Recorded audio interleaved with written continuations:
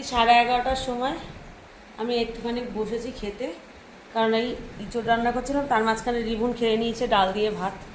তো ডাল দিয়ে ভাত খেয়ে নিয়েছিল দেখে অল্প একটু ডাল বেঁচেছিল বলে আমি খেয়ে নিয়েছিলাম, তাই এখন খেতে বসেছি ঋত্বিক আর আমি। তাতে হচ্ছে অবস্থা এই যে, আমি একদিন খালি একটুখানি এইখানে খেতে বসেছি, এই কারণে আমি এখানে খেতে বসি না। শুধু অবস্থাটা দেখো, কোনো অহংকার নেই মেয়ের আমার।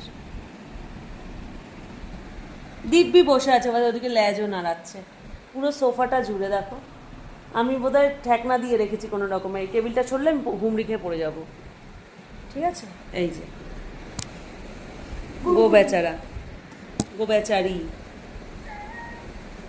শোন নাম দেখছে দেখো, কিরে নাম, আমার ঘাড়ের থেকে নাম।